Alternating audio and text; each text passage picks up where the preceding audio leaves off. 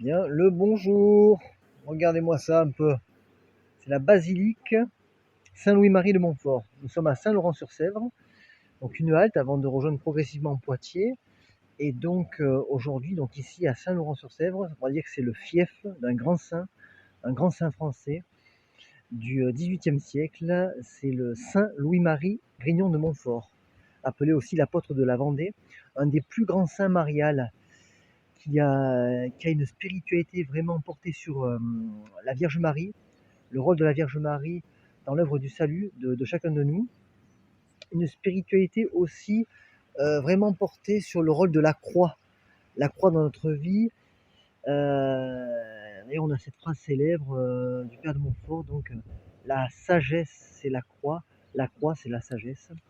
Le Père de Montfort, donc il est né, j'ai pris quelques petites informations là parce que je ne les connais pas. Il est né donc 31 janvier 1673, ordonné en juin 1700. Donc il a fait une rencontre avec le pape jusqu'à Rome. D'ailleurs, on en parlera parce que j'ai fait une interview avec un spécialiste du Père de Montfort. Et donc, on aura cette anecdote. Le Père de Montfort a fait un grand pèlerinage jusqu'à Rome parce qu'il il était un peu dépité à un moment donné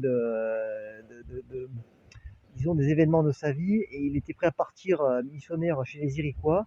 Et donc, il a rencontré le pape qui lui a redemandé de repartir d'où il venait dans le sud-ouest, là, en Vendée, pour évangéliser.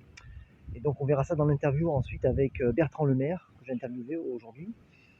Et donc ensuite, donc il est mort à 43 ans seulement, le père de Montfort, le 28 avril 1716. Donc c'était la semaine passée qu'on a célébré les 310 ans de sa mort.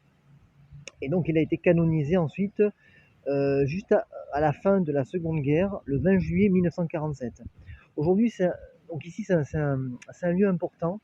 Et donc avant de visiter l'église, je vais, c'est un lieu important parce que le pape Jean-Paul II s'est quand même recueilli auprès de sa tombe, de son tombeau.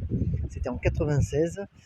Et donc on va faire une petite visite tout à l'heure de l'église. Et puis je ferai une aparté aussi parce qu'il y a le linceul de Turin à l'intérieur.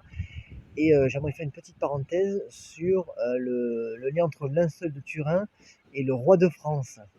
Mais bon, je vous laisse une petite surprise. Ça pour tout à l'heure. Alors je vous dis à tout à l'heure les amis. On part pour visiter l'église, la basilique de Saint-Laurent-sur-Sèvre.